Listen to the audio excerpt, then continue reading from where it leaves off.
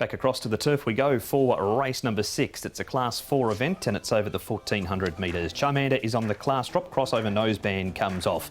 Forerunner, Cheek Pieces first time, and he does have to carry the top weight of 135 pounds. Regency Bobo's favourite course and distance is this one. Helene Wisdom Star's winning form so far has been at Happy Valley. Billionaire Secret comes back in trip. Young Victory's a two-time course and distance winner. Run Run Buddy, a good draw again. A Rainbow has his second start for Casper Founds. And Speed Star, he placed in Class 5 2 runs ago, Nick, and then struggled coming back into a Class 4 last time out. What does the speed tell us for this? Oh, look, there isn't a great deal of it on show, to be honest. Young Victory is a horse who's perhaps likely to maybe want to go forward and put his hand up for the lead. Is drawn wide, but with no real confirmed pace in the race, they might just go forward with him. Blue Marlin was prominent last time out. Now, he had a bad draw. He's got probably not as bad a draw here in 9, so expect him on only his second run maybe to go forward as well. Speed Feifei possible, E Rainbow, and Run Run Buddy having his third run. He's actually drawn gate number 1, so he should get a lovely run into the race. Yeah, he should get a nice run, as you say. Zach rode him last time. He's not riding him here, and he hasn't got a ride in the race, so not sure what happened there. But Young Victory, I think, he might have to work, but there's no real pace in the race, and he's led in the past, so I think he might go across. More from Nick and Paul shortly. Firstly, though, the rider of Regency Bobo joins us. It is Matthew Poon. Matthew, Regency Bobo is an old horse that you know extremely well. He's a 9-year-old nowadays, but he's racing very well, and that run last time was another good effort. Yeah, I think he did extremely well.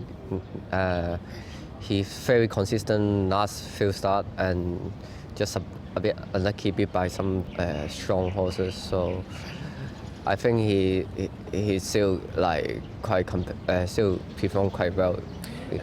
Talking of competing very well, obviously that run 3 starts ago, you rode him. He wasn't beaten overly far. He was only, I think, 3/4 of a length behind Untold Riches. So for an old horse, he's certainly still got a bit of racing in those legs, hasn't he? Yes, I think he's still healthy and happy. So now he's getting old, so he need to find his rhythm, and he still give me like the good finish. He's going up in trip, Matthew. Is that going to be key, do you think, now that he has got that bit older? He just takes that little bit more time. Going back to the 14, you think that's a better fit for him? Yes, that's what we thought. Like 1200 meter, a little bit. He little bit off the beat. Had to chase him during the race. 1400, hope he can travel a bit better without too much pressure. I think he still can hold the midfield position. So we hope 1400 he can still give us the good finish. But I think he can handle. Yeah. I suppose, and just finally, Matt, I mean, on his old form, I mean, he's one-off marks in the 70s. He's rated 59 here. I mean, you'd certainly think that he can get competitive in a race like this. Oh, he definitely got ability, but just as we said before, he's 9 years old, so he won't be the same horses like back to that time, but he still got like some ability to be competitive. There he is, the train on Regency Bobo. Smiling Collector, Paul, is our first replay. He's not an easy ride, but he has run home well for second here. Look, I've got him going back in the speed map, but from barrier 7, they might try and just sit a little bit handier with this pace in the race.